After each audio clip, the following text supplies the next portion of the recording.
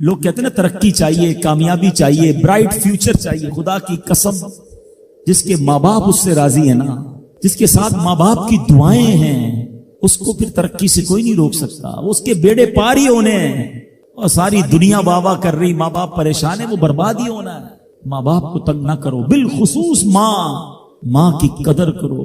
ماں کا کوئی نیبل بدل نہیں ہے. اور یہ دعا دے دے تو بندہ کدھر پہنچ جاتا ہے. اچھا پھر آج کل ایک اور ٹرینڈ چلا ہے، کسی بھی طرح کا زندگی میں مقام بڑھ گیا نا، مشہور ہو گیا، اب وہ ماں باپ پر بھی روب جما رہا ہوتا ہے. پتہ نہیں میں کتنا بڑا آدمی ہو گیا ہوں، اب میں آپ کی خدمت کہاں سے کروں گا بھائی، ٹائم ہی کہاں ہے میرے پاس.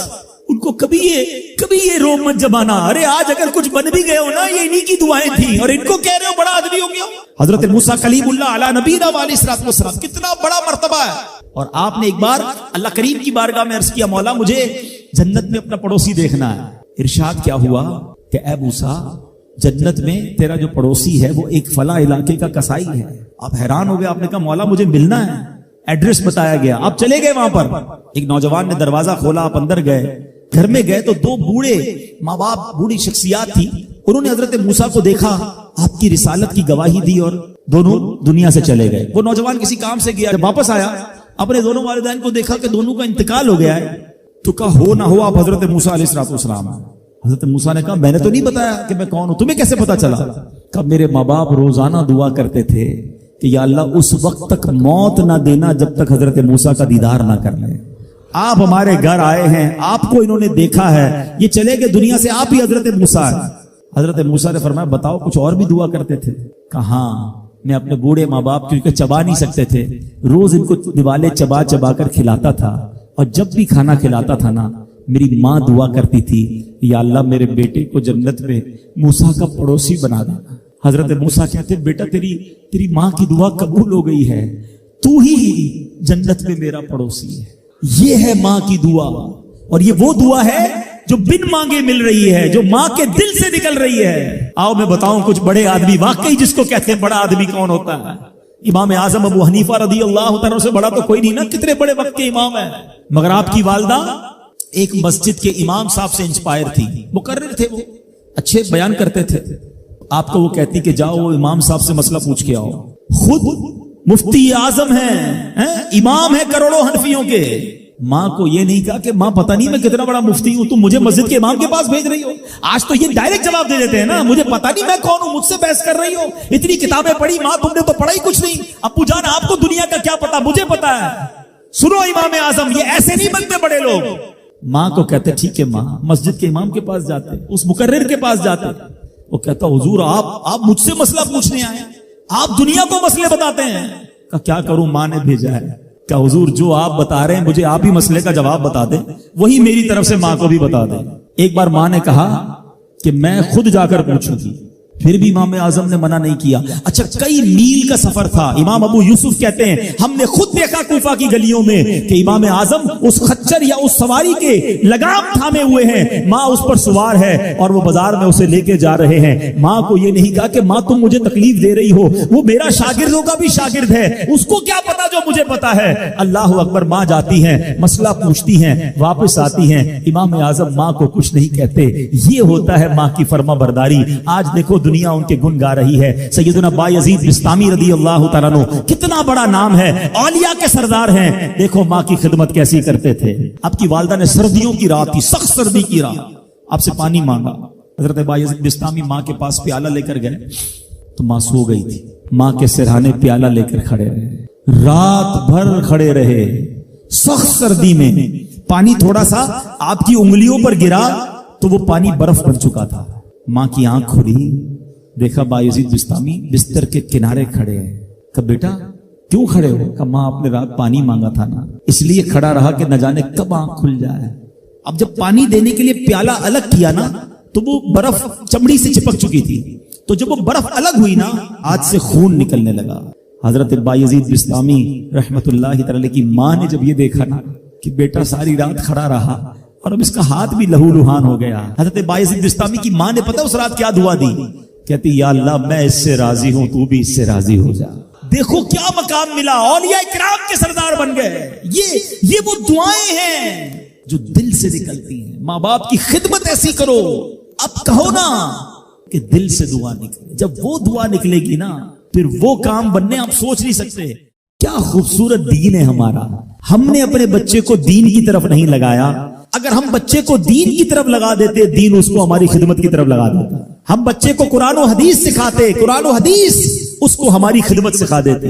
ہم آج یہ جو تکلیف اٹھا رہے ہیں اس کی ایک وجہ یہ بھی ہے کہ بچہ ہم نے دین سے دور کر دیا. اگر آپ چاہتے ہیں کہ آپ کے بڑھاپے کا سہارا آپ کے بچے بنے, آپ کے مرنے کے بعد بھی آپ کے لیے صدقہ جاریہ بنے, تو آپ نے اپنے بچوں کو دین کی طرف لانا ہے. کچھ اولادیں وہ ہیں جن کی ماں باپ نے تربیت ایسی کی, ہم نہیں چاہتے, وہ خود رابطہ کر رہے ہوتے ہیں کہ ماں کا انتقال ہو گیا, یار کچھ کنواں کھدوانا ہے, کوئی مسجد بنانی ہے, کوئی مدرسے میں میری ماں کے لیے مجھے کچھ کرنا ہے. کیوں؟ ماں نے تربیت ایسی کی, والد نے تربیت ایسی کی, انہیں ماحول ایسا دیا کہ ماں باپ کے مرتے ہی انہیں فکر ہو گئی کہ میری ماں قبر میں اکیلی ہے, میرا والد قبر میں اکیلا ہے, اس نے روز مجھے کھانا کھلایا تھا, آج میں روز اسے ثواب پہنچانے کا کوئی انتظام کروں. یہ اس بچے کے دل میں خیال کیسے آیا؟ کیونکہ اللہ نے اسے اچھا ماحول عطا کیا, ماں باپ نے اس کو اس ماحول کی طرف بڑھایا. تو میں یہاں والدین سے گزارش کروں گا کہ خدارا اپنے بچوں کی ایسی تربیت کرو کہ بڑھاپے میں بھی تمہارا ساتھ دیں اور مرنے کے بعد بھی تمہارے لیے صدقہ جاریہ کا باعث بن جائیں. آپ کے بچے آپ کے قدموں میں رہیں گے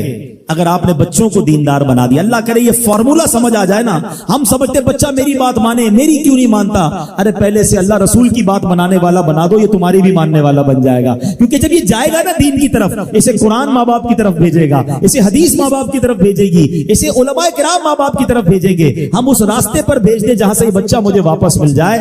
سورہ فاتحہ 100 مرتبہ پڑھ کر جو دعا مانگی جائے وہ قبول ہوتی ہے. سورہ بقرہ کی تلاوت سے شیطان گھر سے بھاگ جاتا ہے. آیت الکرسی پڑھنے سے محتاجی دور ہوتی ہے. سورہ کہف کو ہمیشہ پڑھنے والا دجال کے فتنوں سے محفوظ رہے گا. والدین کی قبر پر ہر جمعہ سورہ یاسین کی تلاوت کرنے سے اس کی حروف کی تعداد کے برابر ان کے گناہ بخش دیے جاتے ہیں. سورہ الدخان پڑھنے سے مشکل دور ہوتی ہے. جو قریب المرگ ہو اس پر سورہ جاسیہ کا دم کرنے سے خاتمہ بالخیر ہوتا ہے. سورہ حجرات کا پڑھنا اور دم کر کے پینا گھر میں خیر و برکت کے لیے مفید ہے. سورہ قاف پڑھنے سے جو باغ ہوتے ہیں ان کے پھلوں میں کثرت ہوتی ہے. سبحان اللہ. سورہ رحمان 11 بار پڑھنے سے تمام مقاصد پورے ہوتے ہیں. سورہ واقعہ جو شخص روزانہ پڑھے گا اسے کبھی فاقہ نہ ہوگا. سورہ ملک کو ہر رات پڑھنے والا عذاب قبر سے محفوظ رہے گا. سورہ مزمل کو 11 بار پڑھنے سے ہر مشکل آسان ہو جاتی ہے. سورہ مدثر کو پڑھ کر حفظ قرآن کی دعا مانگنے سے قرآن کریم کا یاد کرنا آسان ہو جاتا ہے. جو بچے حفظ کر رہے ہیں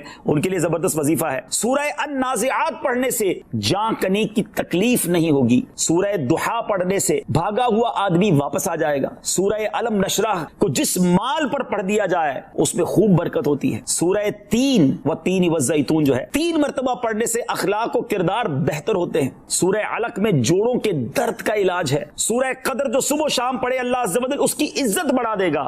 سورہ بینہ برس اور یرکان کا علاج ہے. جس آدمی یا جانور کو نظر لگی ہو اس پر سورہ عادیات کا دم مفید ہے. سورہ قارعہ پڑھنے سے بلاؤں سے حفاظت رہتی ہے. سورہ تکاثر کو 300 بار پڑھنے سے جلد قرض ادا ہو جاتا ہے. کئی لوگ کہتے ہیں جناب قرض بہت ہے, چلے قرآن کا وظیفہ لے لیں. الہاکم التکاثر یہ جو سورت ہے 300 بار پڑھنے سے بہت جلد قرض اتر جاتا ہے. سورہ عصر پڑھنے سے غم دور ہو جاتا ہے. سورہ ہمزہ اور سورہ فیل دشمن کے شر سے حفاظت کے لیے اور سورہ قریش جان کی حفاظت کے لیے بڑی مجرب ہے, بڑا کمال کا وظیفہ ہے. سورہ ماعون بڑی مشکل کے وقت میں پڑھنا بہت مفید ہے. سورہ کوثر کی تلاوت سے بے اولاد صاحب اولاد ہو جاتا ہے. کئی بے اولاد بھی وظائف مانگ رہے ہوتے ہیں. سورہ کافرون 1/4 قرآن کے برابر ہے. سورہ زلزال نصف قرآن کے برابر ہے. سورہ اخلاص 1/3 قرآن کے برابر ہے. اور سورہ فلق اور سورہ ناس سے جن اور شیطان اور حاسدوں کے شر سے حفاظت رہتی ہے. پھر کیوں نہ ہم قرآن سے دوستی کر لیں, کیوں نہ قرآن کو اپنا ورد بنا لیں. اللہ چاہتا ہے کہ یہ بندہ اس رینک تک پہنچ جائے. اللہ اس پر آزمائش بھیجتا ہے تاکہ میرا بندہ صبر کر لے تو اس کو وہ مرتبہ عطا ہو جائے. ہائے ہائے, یعنی آزمائش مجھ پر میرے رینک بلند کرنے, میرے درجے بلند کرنے آئی, اور ہائے میری بے صبری کہ میں نے وہ سب ثواب ضائع کر دی. نہ کریں میرے پیارے اسلامی بھائی. مشکلیں آتی ہیں. اچھا پھر پتہ ہے پرابلم کیا ہے ہمارا؟ ایک اور بڑا ایشو ہے, ہم کسی کو مسکراتا دیکھتے ہیں, کسی کو اچھے کپڑے دیکھ لیتے ہیں, کسی کی بڑی گاڑیاں دیکھ لیتے ہیں, کسی کا بڑا گھر دیکھ لیتے ہیں, ہمیں لگتا ہے یار یہ کتنا مزے میں, یار میں ہی اکیلا پریشان ہوں. یہ آپ کی بھول ہے. ایک بات یاد رکھیے گا, زندگی کی گاڑی مسائل کے پہیوں پر ہی چلتی ہے. امیر کے مسئلے اور ہیں, غریب کے مسئلے اور ہیں. شہرت جس کو ملی ہے نا اس کے پرابلمز اور ہیں. جو غیر معروف ہے اس کی پرابلم اور ہے. زمانے میں ہر کسی کو کچھ نہ کچھ ایشو ضرور ہے. یہ نہ سمجھے کہ یار یہ اتنا مسکرا رہا ہے, کیا پتہ اس مسکراہٹ کے پیچھے کتنے دکھ چھپائے بیٹھا ہے. آپ یقین کریں, بلیو کریں, ایسا نہیں ہے کہ سب لوگ 100% خوشحال ہیں. پرابلم سب کے ساتھ ہوتے ہیں. میں کیا بتاؤں آپ کو, ہمارے پاس تو لوگ دعائیں کروانے آتے ہیں نا, ایسی پرابلم بتاتے ہیں کہ پیروں سے زمین نکل جاتی ہے. بعض اوقات ہم اتنے بڑے گھر میں جاتے ہیں, اس کی گاڑیاں کروڑوں روپے کی کھڑی ہیں, ان سے ملاقات ہوئی, وہ کہتے ہیں حضرت آپ سے الگ سے دعا کروانی ہے. جب وہ بیچارہ اپنا مسئلہ بتاتا ہے نا, ہمیں لگتا ہے یار ہمارا تو غم ہی کچھ نہیں ہے. کتنی بڑی آزمائش سے گزر رہا ہے, کتنی بڑی پرابلم سے گزر رہا ہے. میں آج کی آپ کو مثال دیتا ہوں. ایک ہمارے بہت اچھے بھائی تھے, آج سے کچھ عرصہ پہلے انہوں نے ہمیں ایک ماشاءاللہ پراپرٹی دعوت اسلامی کے لیے بچیوں کے مدرسے کے لیے دی, اور اس کے چند دنوں بعد ان کا وصال ہو گیا. ان کو بیچاروں کو کینسر تھا. میں ان کے گھر پہ دعا کرنے گیا. ان کے بیٹے نے مجھ سے جب گلے لگانا تو بیٹا رونے لگا. اچھا میں سمجھا کہ بیچارہ اپنے والد کو یاد کر کے رو رہا ہے, ظاہر ہے 16 دن پہلے انتقال ہوا. اندر گئے, دعا کی, اس کے بعد میرے کان میں کہتا ہے کہ عبدالحبیب بھائی اس وقت میری زوجہ ہاسپٹل میں ہے. میں نے کہا کیا ہو گیا؟ کہ میری وائف کو بلڈ کینسر ہو گیا ہے. والد کا کینسر میں انتقال ہوا ہے. اللہ نے بڑا نوازا ہے ان کو, جیولرز ہیں, لیکن میں یقین کریں, میں آپ کو سچ بتا رہا ہوں, میں گاڑی میں بیٹھ کے میں بھی رونے لگا, کیونکہ وہ بندہ جب مجھے چھوڑنے آیا نا پھر میرے گلے لگ کے رو رہا تھا. میں سوچنے لگا یار کتنا دکھ ہے لوگوں کو, اللہ نے کتنی بڑی ہم پر مہربانیاں کی ہیں. اگر مجھے کوئی بڑی بیماری نہیں ہے, میرے بچے میرے ساتھ ہیں, میری فیملی میرے ساتھ ہے, نہیں چاہیے یار دنیا کے سارے اللہ تللے نہ ملے اتنی ساری لگژریز, صحت سے بڑھ کے کچھ نہیں ہے, مگر ہمیں اس کی قدر ہی نہیں ہے, ہمیں اس کی کوئی اہمیت کا اندازہ ہی نہیں. پوچھو ان سے, کروڑوں روپے ہیں مگر علاج نہیں ہو پا رہا, ڈاکٹر بعض اوقات مایوس کر دیتے ہیں. کتنا تکلیف میں ہیں لوگ, اور ہم ہیں کہ چھوٹی چھوٹی باتوں پر بے صبری. صبر تو کریں, اللہ کی رضا پر راضی تو رہیں. میں نے آپ کو خاندان نبوت کا واقعہ سنایا, ارے کھانے کو کچھ نہیں ہے. کاش یہ بات ہمیں سمجھ آ جائے اور ہم ہر حال میں اللہ کا شکر ادا کرنے والے بن جائیں. اور ایک اور میں آپ کو بات بتاؤں, ہم جو دنیا والوں کو بتاتے ہیں نا, ہوتا کچھ نہیں ہے اس سے. مت بتایا کرو دنیا والوں کو, صحیح بتاتا ہوں, مت بتایا کرو, اپنے غم مت بتایا کرو, ثواب بھی چلا جاتا ہے. اور بعض اوقات یہ دنیا والے نا ہمارا مذاق بھی اڑاتے ہیں. ہم جب کسی کو اپنا پرابلم بتاتے ہیں نا, ہمارے سامنے تو بڑے اچھے بنتے ہیں کہ اچھا ٹھیک ہے میں کرتا ہوں کچھ, بعد میں جا کے دنیا میں باتیں کرتے ہیں, آیا تھا میرے پاس, اس کا یہ مسئلہ ہے, ہاں باتیں بڑی کرتا ہے, بڑی پرابلم میں ہے. کیوں بتاؤں میں دنیا والوں کو؟ نعت کا شعر ہے نا, کسی کا احسان کیوں اٹھائیں, کسی کو حالات کیوں بتائیں, کیوں بتاؤں میں دنیا والوں کو مجھے کیا غم ہے نا. میرے آقا سلامت رہے ہیں, اللہ کے حبیب علیہ الصلوۃ والسلام ہیں, اور رب عز و جل کی بارگاہ ہے, میں ادھر عرض کروں نا, کسی کا احسان کیوں اٹھائیں, کسی کو حالات کیوں بتائیں. آقا تم ہی سے مانگیں گے تم ہی دو گے, تمہارے در سے ہی لو لگی ہے. ہاں اللہ رسول کی بارگاہ میں عرض کیا, ادھر آنسو بہاؤ, نہ بتاؤ دنیا والوں کو. ایک اور کمال کا شعر ہے کہ دنیا والے تو درد دیتے, دنیا والے تو درد دیتے ہیں, زخمی دل کی دوا مدینہ ہے. تو جب دنیا والوں نے کوئی ہمارا بھلا کرنا بھی نہیں نا ان کے ہاتھ میں ہے, شفا دینے والی ذات میرے رب کی, برکت دینے والی ذات میرے رب کی, تو اللہ سے ہی باتیں کرو نا. تو آج سے یہ ذہن بنا لے میرے پیارے اسلامی بھائی, مشکل آنی ہے تو صبر کے ساتھ وہ وقت گزارنا ہے, اللہ کی رضا پر راضی رہنا ہے. وہ بڑا کریم ہے, وہ اپنے غیب کے خزانوں سے آپ کو عطا فرمائے. توجہ بیان کی طرف رکھیے گا. اور اب آتے ہیں اس پورے واقعے سے ایک اور خوبصورت بات جو ہمیں سیکھنے کو ملی, اور وہ بات کیا ہے کہ نبی پاک کے خاندان کی سخاوت کیسی تھی. مولا علی شیر خدا کے پاس صرف 6 درہم تھے, آپ نے وہ سب کے سب دے دیے. مگر آج حال یہ ہے کہ لوگ اپنی زکوٰۃ ادا نہیں کرتے. آج زکوٰۃ لوگوں کو بھاری پڑنے لگ گئی ہے. جب کیلکولیٹ کرتے ہیں کہ جناب کروڑوں روپے زکوٰۃ, تو اس کے بعد ان کو بھاری لگتی ہے. نہ کریں ایسا, یہ زکوٰۃ مال کا میل ہے, اور اگر یہ مال کا میل آپ کے مال سے جدا نہ ہوا تو یہ آپ کے مال کو بھی میلا کر دے گا. ایک بات یاد رکھیے گا, سرکار دو عالم صلی اللہ تعالی علیہ وسلم کا یہ فرمان ہے, اپنی زکوٰۃ ادا کر کے اپنے مال کو مضبوط قلعوں میں قید کر لو. اگر میں اور آپ چاہتے ہیں نا کہ میری آپ کی پراپرٹی سیکیور رہے, ہمارے مال و اسباب سیکیور رہے, تو حدیث پاک میں تو فارمولہ موجود ہے کہ اپنے مال کو زکوٰۃ دے کر مضبوط قلعوں میں قید کر لو. لیکن یہاں زکوٰۃ دینے کے لیے تیار نہیں لوگ, لمسم نکال دیتے ہیں, کیلکولیٹ نہیں کرتے. یاد رکھیے یہ مال ہی عذاب بن جائے گا اگر آپ زکوٰۃ پوری ادا نہیں کرتے. اگر ہمارے پاکستان میں سارے سرمایہ دار کچھ نہ کریں, اپنی زکوٰۃ پوری ادا کر دیں, سارے زمیندار اپنی زکوٰۃ پوری ادا کر دیں, آپ اپنی آنکھوں سے دیکھیں گے کہ غربت کتنی جلدی ختم ہوتی چلی جا رہی ہے. میں نے ایک بار کیلکولیشن کی, ذرا سنیے گا.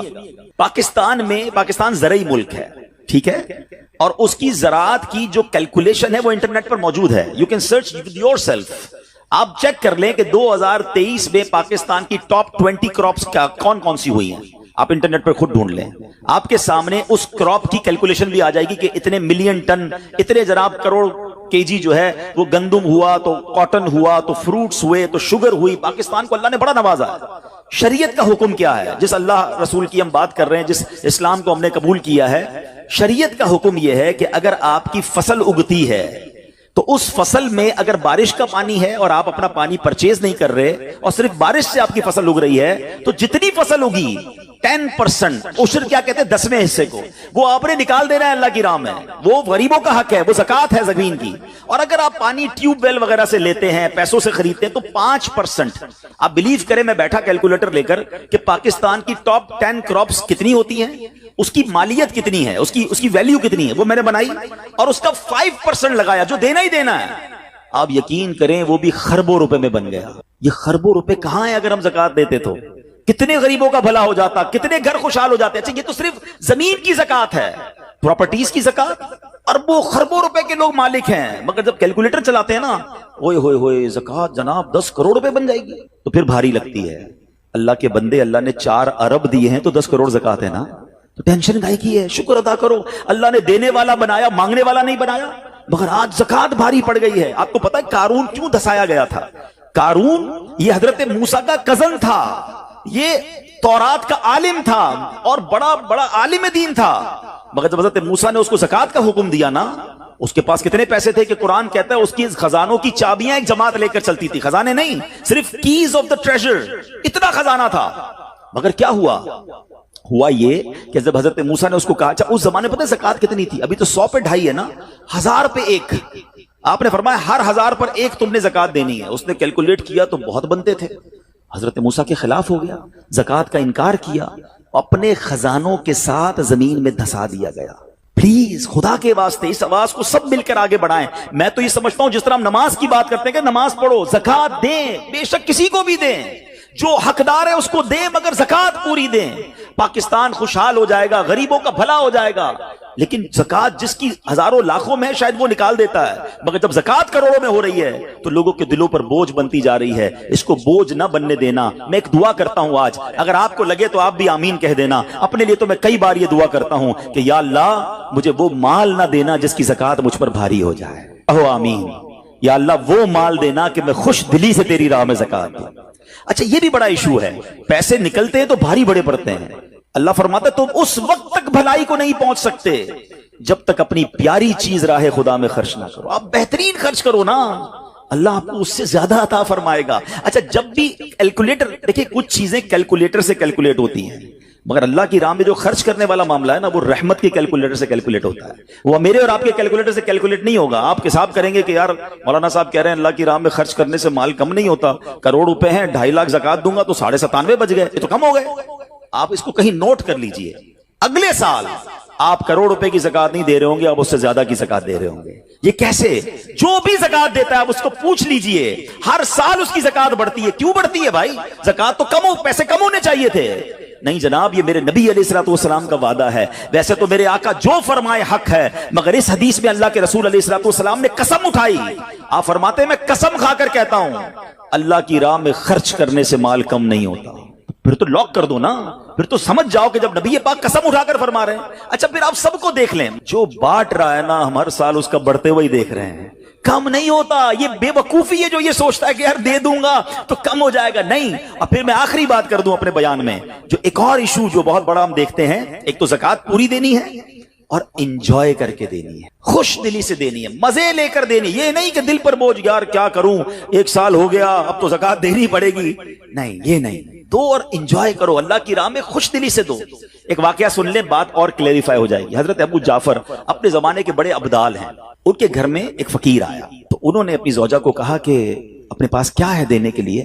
कहा हुजूर सिर्फ 4 अंडे हैं घर में, नथिंग एल्स, 4 एग्स ओनली। कहा ये चारों ही दे दो, ईमान और अकीदा और बिलीफ देखें, चारों दे दो। चारों दे दिए। थोड़ी देर बाद दरवाजे पर दस्तक हुई, देखा तो एक बंदा टोकरी लेकर आया। कहा क्या है? बेगम से पूछा। कहा आपके दोस्त ने अंडे भिजवाए हैं। कहा कितने आए? कहा साहब जरा सुनिएगा, कितने आए? तो कहा कि 30 आए हैं। कहा 30 किस हिसाब से आए? हमने तो 4 दिए थे ना। अब ईमान, उनका अकीदा और उनका बिलीफ देखे, क्या 4 दिए तो 40 आने चाहिए थे। एक का 10 अल्लाह का वादा है ना। तो कहा हुजूर आए तो 40 हैं मगर 10 अंडे टूटे हुए हैं। तो आपने अपनी ज़ौजा से पूछा कि सच बताओ जो तुमने 4 दिए थे اس کی کنڈیشن کیا تھی؟ کہ حضور بات یہ جب میں نے 4 دیے تھے نا اس میں بھی 3 ثابت تھے، ایک ٹوٹا ہوا ہی تھا. یہ فارمولا آج یاد کر لو، پورے دو گے پورے ملیں گے، ٹوٹے دو گے ٹوٹے ملیں گے. اب آپ چیک کیجئے کہ جب اللہ کی راہ میں خرچ کرنے کی باری آتی ہے، میں اپنا مال دل سے نکلتے ہوئے دکھ ہو رہا ہے یا خوشی ہو رہی ہے، بہترین دے رہا ہوں یا بچانے کی کوشش کر رہا ہوں. ہمیشہ یاد رکھیں، ہم اللہ کی راہ میں خرچ کرتے ہیں، ہمارے پیسے نہیں پہنچتے وہاں پر، وہاں نیت پہنچتی ہے. اب مجھے بتاؤ نا یار، ہم اپنے لیے خرچ کرتے ہیں بہترین کھانا، بہترین لباس، اور غریب کو دینا ہے تو بچا ہوا لیفٹ اوور. اب اچھا اب میں کہتا ہوں 100 بندوں کو نہیں کھلا سکتے، نہ کھلائیں، 2 کو کھلائیں، اچھا کھلائیں، کوئی بات نہیں. آپ کسی کے دل میں خوشی تو داخل کریں، اپنے گھر والوں کے لیے لباس خرید لیں، 2 غریب بچوں کے لیے ویسا ہی لباس خرید لیں، پھر دیکھیں آپ کو کیسی برکتیں ملتی ہیں. تو ہمیں اس بار یہ ایک انداز اختیار کرنا ہے کہ ہم نے اللہ کی راہ میں بہترین خرچ کرنا ہے. اس کو ہمیں غلطی کیا کرتے ہیں؟ فطرے کی. جو فطرے کی جو بات ہے اس میں میں آپ کو ایک بات بتاتا ہوں. فطرہ حدیث پاک میں 4 قسم کا بیان ہوا ہے، گندم کا، جو کا، کشمش کا اور کھجور کا. ٹھیک ہے، لیکن ہم بچپن سے سن رہے ہیں، جب بھی فطرے کی باری آتی ہے ہم پہلے 50 روپے تھا وہ دے دیا، 100 دے دیا، 200 دے دیا، 300 دے دیا. ہمیں یہ پوری حدیث یا تو ہم نے پڑھی نہیں تھی یا ہمارے ذہن میں نہیں تھی، مگر حدیث پاک میں 4 قسم کا فطرہ بیان ہوا ہے. غریب آدمی گندم کا فطرہ دے دے کوئی بات نہیں، مگر جو روزانہ بہترین افطاری کر رہا ہے، بہترین کھانے کھا رہا ہے، سچ بتاؤ اس کو کون سا فطرہ دینا چاہیے؟ میری افطاری روز اجوا کھجور سے ہے اور عید والے دن میں گندم کا فطرہ دے آتا ہوں. ہمیشہ یاد رکھے، اچھا خرچ کرے نا. اس بار فطرہ جس کو اللہ نے جیسا نوازا ہے، غریب آدمی کے لیے بات نہیں کر رہا، جس کو نوازا ہے رب نے. کیا ہم کبھی ایسا کرتے ہیں کہ عید کی شاپنگ کے لیے جائیں دکاندار سے کہیں کہ یار جو کپڑا سب سے سستا ہے وہ نکال دو، سب سے سستے جوتے نکال دو، میں نے عید پڑھنی ہے؟ بہترین چاہیے، اپنے لیے بہترین لینا ہے، اللہ کی راہ میں لوئسٹ والا فطرہ دینا ہے. خود غور کریں، خرچ کیجئے گا، دل سے کریں، اللہ اور نوازے گا. اور یہ تو وقت ہے لوگوں کو بانٹنے کا، یہ وقت ہے مسلمان بھائیوں کا ہاتھ پکڑنے کا، غریبوں کی مدد کرنے کا. کسی کی افطاری اچھی کر دیں، کسی کی سحری اچھی کر دیں، کسی کو لباس دے کر اس کی عید اچھی کر دیں. نہ جانے کس کی دعا کے صدقے آپ کا بیڑا پار ہو جائے گا. تو اے میرے پیارے اسلامی بھائیوں، جو میں نے مولا علی شیر خدا کرم اللہ تعالی وجہ الکریم اور ان کے خاندان کا واقعہ سنایا، اس میں میسج ہی یہ تھا کہ سخاوت اس کو کہتے ہیں. یہ ہے اللہ کی راہ میں خرچ کرنا جو کیسے بلاؤں کو اور بیماریوں کو دور کرتا ہے.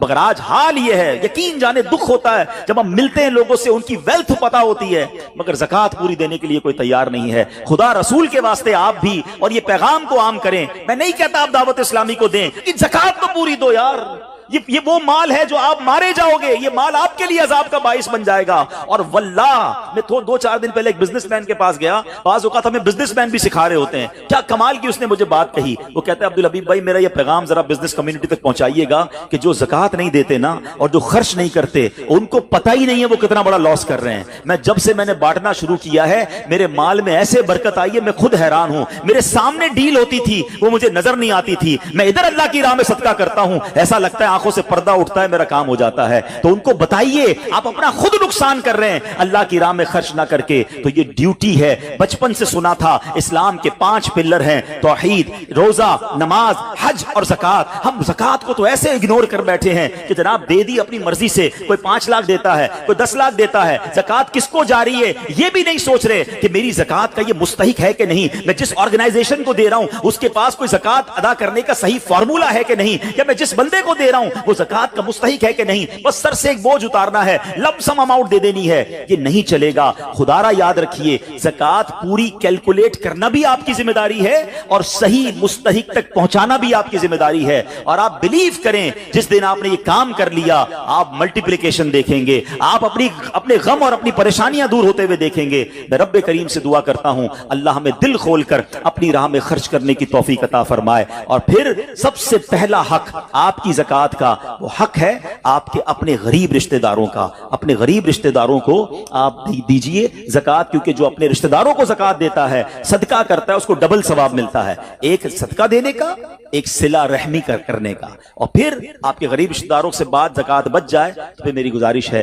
کہ دعوت اسلام کتنے بڑے پیمانے پر دنیا میں کام کر رہی ہے، تو اپنی زکوٰۃ کا اپنا حصہ جو ہے اس میں ضرور عطا فرمائیں. اللہ کریم ہم سب کا جمع ہونا اپنی بارگاہ میں قبول فرمائے. آمین بجاہ النبی الامین صلی اللہ تعالی علیہ وسلم.